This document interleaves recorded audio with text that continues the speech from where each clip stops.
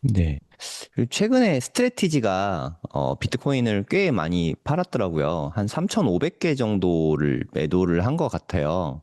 네. 근데 그런 거 치고는 비트코인은 오히려 많이 안 빠졌는데 이게 비트코인 팔아가지고 스트래티지 본주를 사는 게 아닌가 봐요. 네, 본주는 오히려 빠지고 했던데 비트코인 매도에 대해서 좀 이야기 좀 해주시겠어요?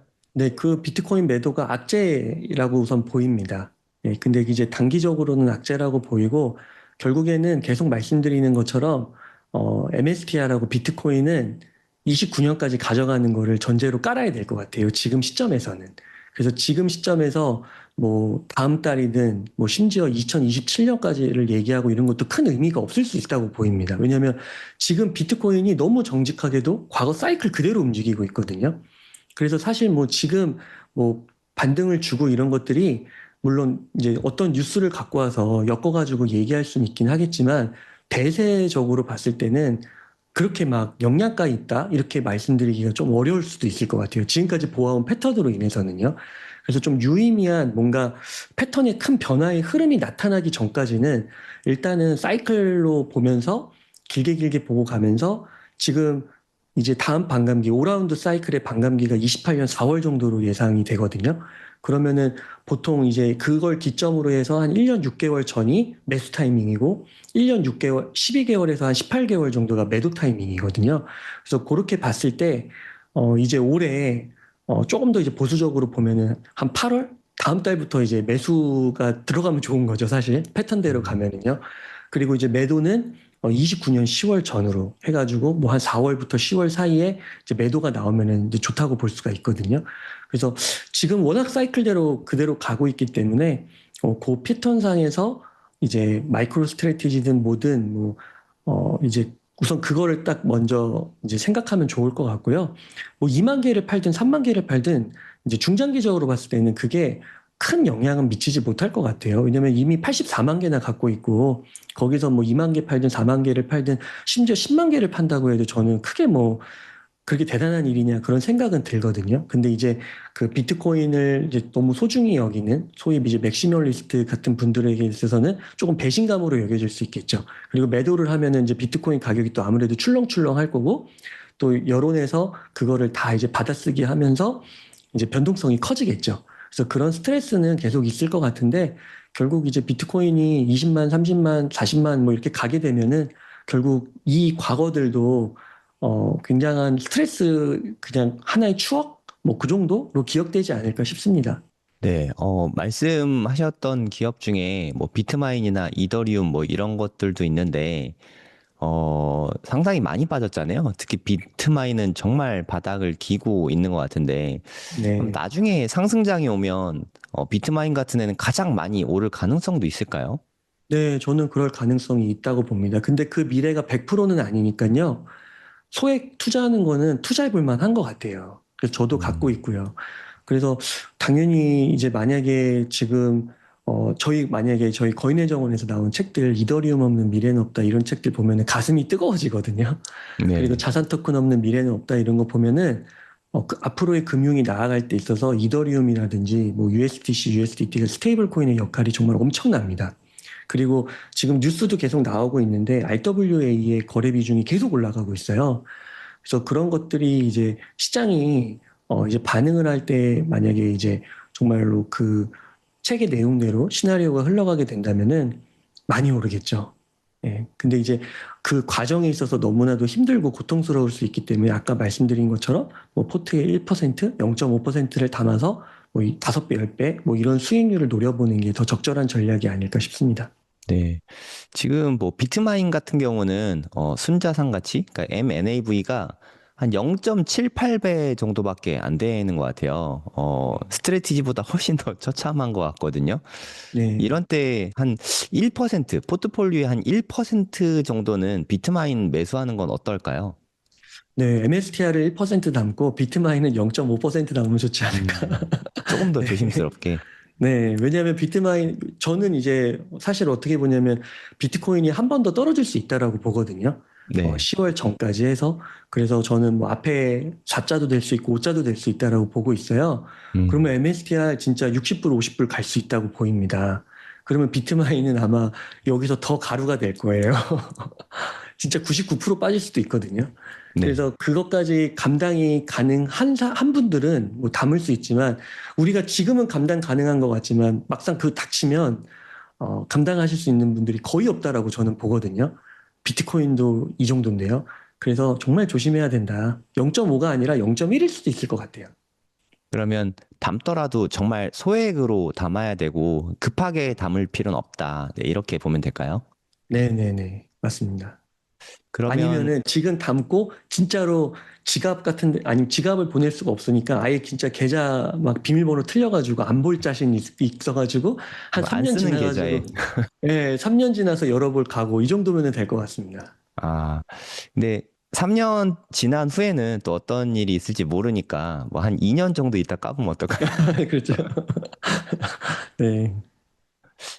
그 매도를 이번에는 웅달님 좀 해보겠다고 하셨잖아요. 네. 어, 그러면 뭐 반도체나 비트코인 뭐 암호화폐 관련 기업들 뭐 그런 암호화폐들 이렇게 투자하고 있으신 걸로 아는데 매도 전략에 대해서 좀 앞으로 가이드라인 네, 이런 거 좀 알려주시면 좋을 것 같아요.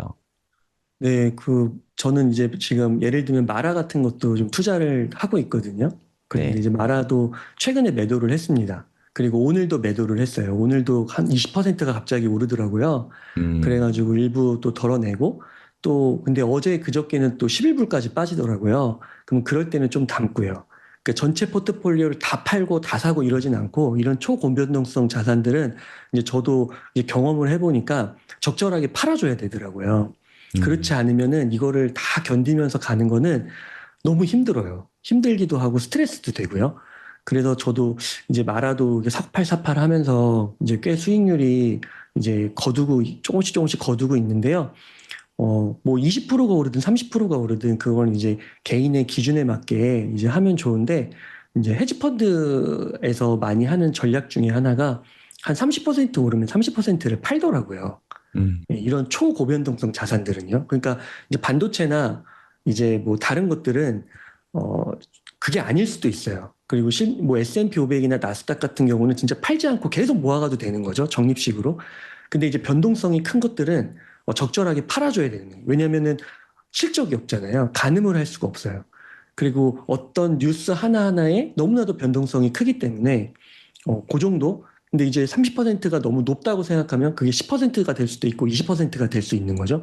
그리고 그때 이걸 다 파는 게 아니라 뭐 30%에서 한 50% 정도씩 이렇게 왔다 갔다 하고 그래도 내가 이 자산에 대한 확신이 있으니까 한 절반 정도, 뭐 더 적게는 한 30%는 내버려 두는 거죠. 그래서 이런 식으로 이제 운용을 하는 건데 이제 상당히 난이도가 높은 것 같아요. 이런 것들은.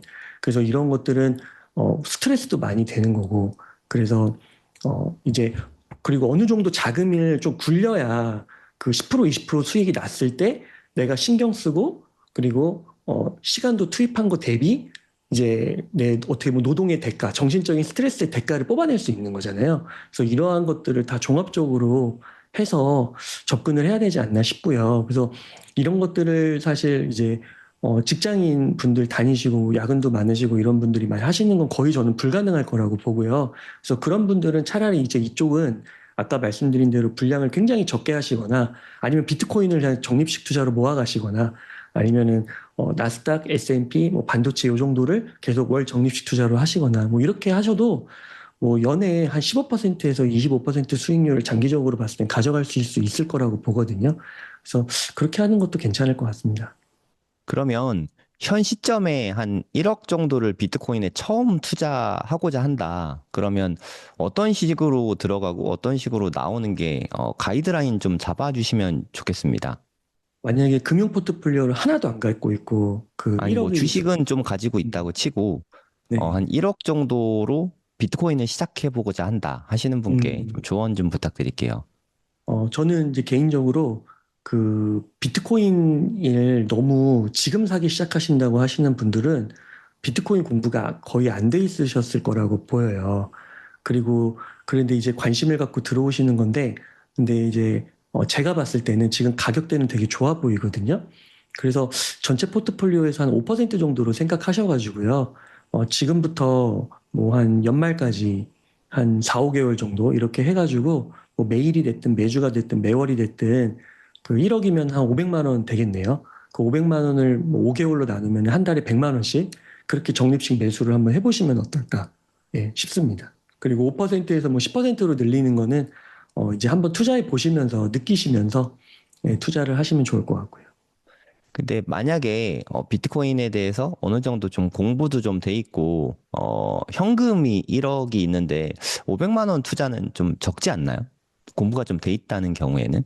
네, 그래서 비중을 좀 늘리시면 좋을 것 같긴 한데, 사실 저는 비중이 아무리 못해도 제가 이제 뭐 계산을 안 해봤지만 거의 50% 앞뒤로 될 거예요.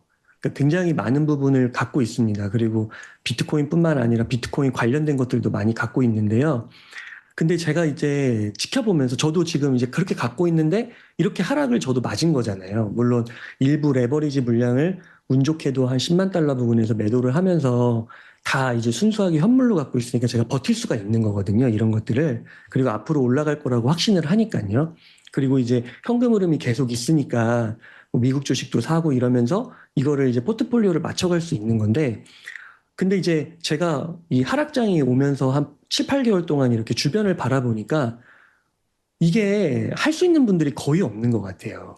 음. 예, 그 특히나 이제 뭐 5%도 아니고 5%만 들어가도 너무 힘들어 하시고 그러시기 때문에 첫 번째는 절대 과신하면 안 되고 보수적으로 그냥 적게 시작하시는 걸 우선 강추 드리고요.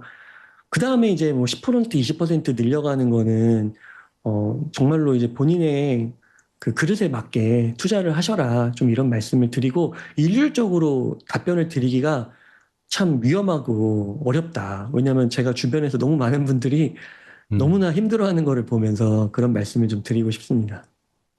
네.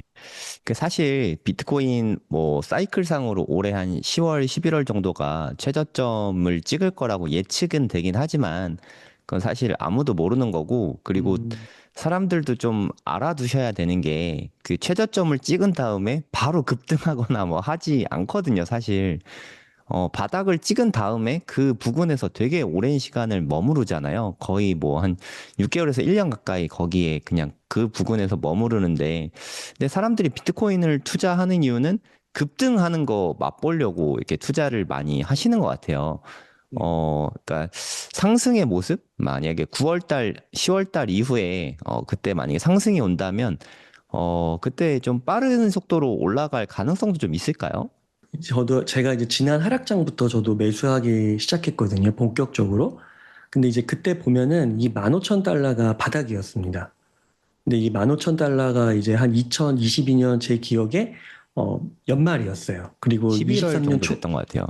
예, 11월. 그리고 23년 초까지도 거의 가격이 비슷비슷했습니다. 이때.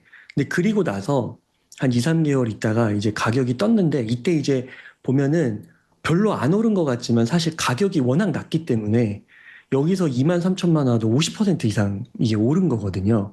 그래서 이때 이제 확 오게 되는 거죠.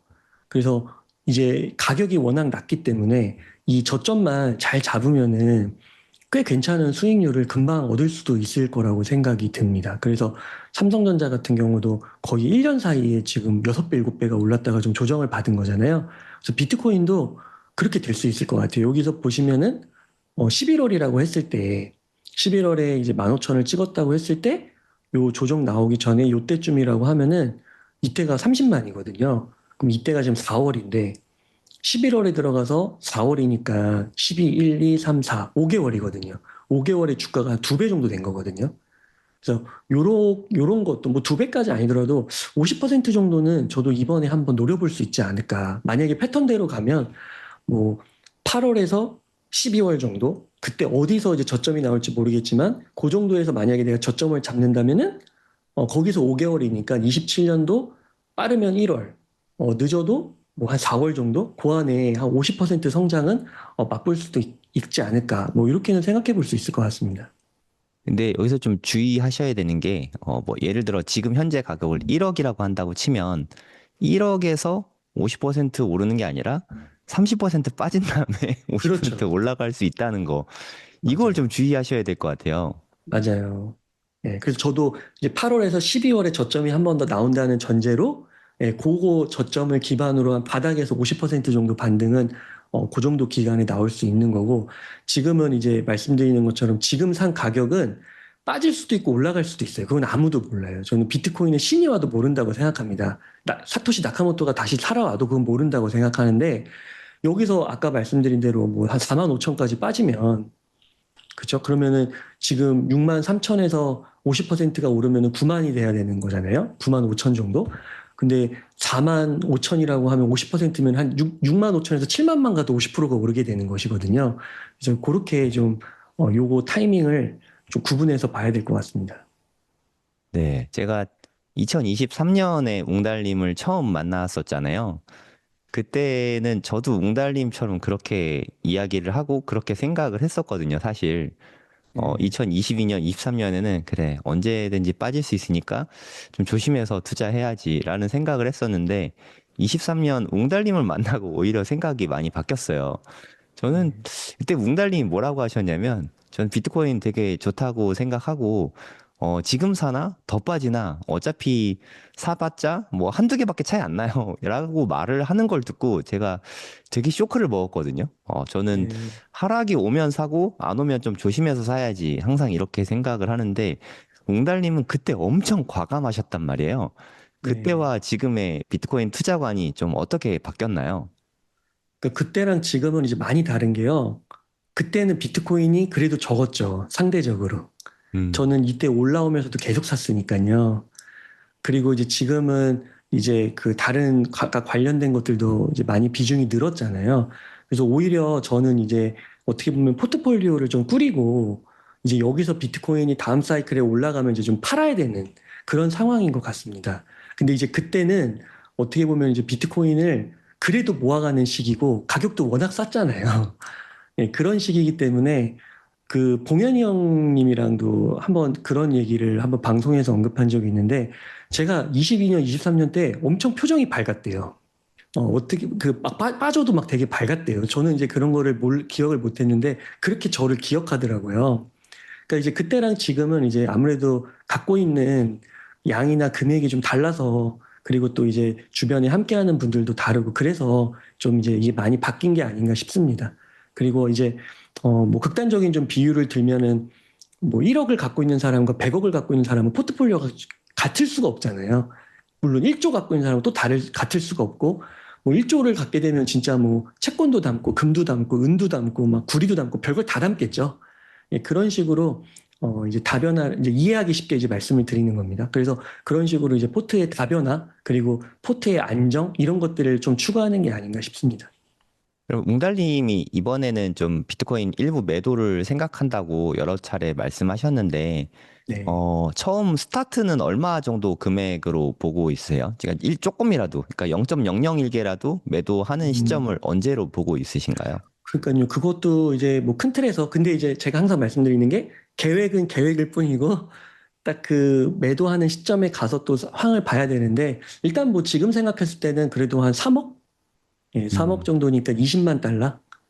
그때부터 이제 분할로 차근차근 조금 매도 들어가지 않을까 싶습니다. 지난번에 딱 10% 남기고 2억부터 하려고 생각을 했는데 10% 남기고 네, 1억 8천에서 상승이 멈췄잖아요. 이번에도 네. 3억 생각하고 있으면 10%좀 일찍 하는 건 어떨까요? 한 2억 7천부터 하면 어떨까요? 아, 근데 2억 7천은 너무 좀 낮은 것 같기도 하네요. 지금 들었을 때는. 조금만 팔면 되잖아요. 정말 조금만. 네, 그렇죠. 예. 예, 그래서 진짜 뭐 0점 뭐 이렇게 몇 개부터 이렇게 파는 걸로 해서 예, 좀 파면 괜찮을 것 같습니다. 그러면 이번 사이클에서 그러니까 한 2029년, 30년 뭐 이때 최고점이 온다고 치면 그래도 적어도 3억 이상은 갈 거라고 생각하고 있으신 건가요? 네, 그래서 그것도 제가 한번 그 대강 계산을 한번 해봤거든요. 그래서 그 상승률이 줄어들기는 하는데 그래도 한 4배에서 7배 정도? 그 음. 정도가 좀 나올 수 있을 거라고 보여요. 그러면은 이제 4배면은 이제 만약에 얼마까지 떨어질지 모르겠지만 뭐 5만 불이다. 그러면 한 20만 불 되는 거죠. 그다음에 7배다. 그러면은 한 35만 불 이렇게 되는 거고요. 그래서 뭐 한 20만 불 이상은 갈 것 같다는 생각은 듭니다. 네. 네, 전반적으로 주식 시장과 암호화폐 시장을 보면 좀 유동성이 목마르다 이런 느낌이 좀 많이 들거든요. 사실 저는. 네. 엔비디아도 실적 이렇게 잘 나오고 메모리도 실적 이렇게 잘 나왔는데 없는 돈에 좀 돌려막기 느낌으로 좀 이렇게 굴러가는 느낌이거든요. 사실 유동성이 앞으로 시장을 좀 많이 좌우하게 될 것 같다는 생각도 들고요. 유동성을 좌우하는 요소 중에 하나가 인플레이션이고 인플레이션은 지금 전쟁하고 어느 정도 연관성이 좀 깊어 보이거든요. 요즘에 최근에 또 미국이 이란 공격하고 이란도 뭐 좀 사이가 안 좋고 휴전은 끝났다 뭐 이런 얘기도 나오고 있는데 전쟁 이슈는 더 이상은 영향을 별로 안 끼칠 거다. 그때 지난번에 그런 말씀을 해주셨었거든요. 네. 전쟁과 앞으로 주식 시장 뭐 어떻게 관련이 있을까요? 네, 이제 그때는 이제 그 MOU 체결되고 서로가 이제 공격하지 않고 그런 시점이었고요. 근데 이제는 음, 진짜 폭격을 또 다시 했죠. 그래서 이때는 또 그때와 다른 거죠. 네, 음, 그래서 지금은 이제 전쟁이 이슈가 될 수 있다고 저는 생각합니다. 그래서 이게 또 어떻게 흘러가느냐에 따라서 지금 실제로 그 브렌트유 같은 경우는 가격이 또 올랐잖아요. 한번 네, 볼까요? 예, 여기 보시면은 네, 여기 지금 단기로 급등했다가 조금 조정받긴 했는데 그래도 바닥에서 확 올랐죠. 그래서 이게 어떻게 진행될지는 모르겠지만 또 정말로 강력한 이슈가 나오면은 또 시장에 큰 변동을 주는 이슈로 작용할 수 있을 거라고 생각을 합니다. 그리고 이제 안타깝지만 이제 대한민국에 더 영향을 미칠 것 같아요. 미국보다는. 네, 그 중동에서의 한 7, 80%의 영향을 받으니까요. 그래서 그런 점들을 감안하면 조금만 아직 뭐 그렇게까지 염려할 건 아니지만 저는 이게 조금 중요한 포인트일 수도 있을 것 같은 게 지금 실제로 우리가 모든 정신이 반도체로 가 있잖아요.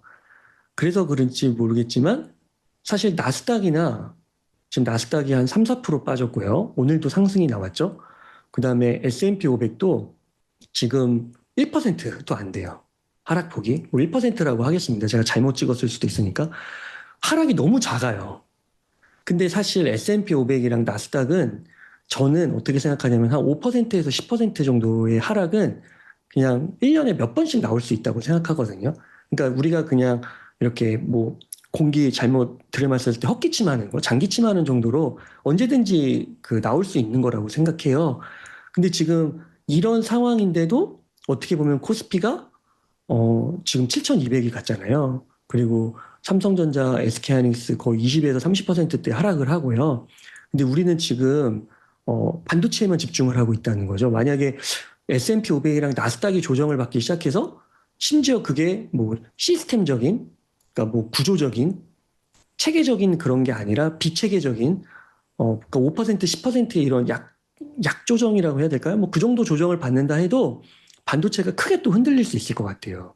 그리고 비트코인도 당연히 더 흔들릴 수 있을 것 같고요. 그래서 이런 부분을 조금 어, 명심해야 되지 않을까, 유념해야 되지 않을까 싶습니다. 네. 그러면 웅달님이 비트코인 뭐 한 어쩌면 5만 달러까지 빠질지도 모른다에 전쟁이 영향을 크게 끼칠 수도 있다는 거네요. 근데 전쟁도 영향을 미칠 수 있는데 아직까지는 그렇게 크게 느껴지지는 않거든요. 근데 이제 전쟁이 뭐에 영향을 미치기 때문이냐면 결국은 물가 같아요. 인플레이션. 네. 그렇게 되면은 이제 금리 인상, 뭐 금리 동결, 아니면 뭐 매파적 발언 이런 쪽으로 이제 연결이 되면서 아무래도 이제 물가에 영향을 받는 그런 상황이 되다 보면은 아무래도 이제 뭐 말씀해 주신 그런 유동성 측면도 있고요. 그다음에 뭐 실적 압박이 생길 수도 있을 것 같고요. 기업들의 그렇게 되면은 더 큰 조정이 나올 수 있을 거라고 생각합니다.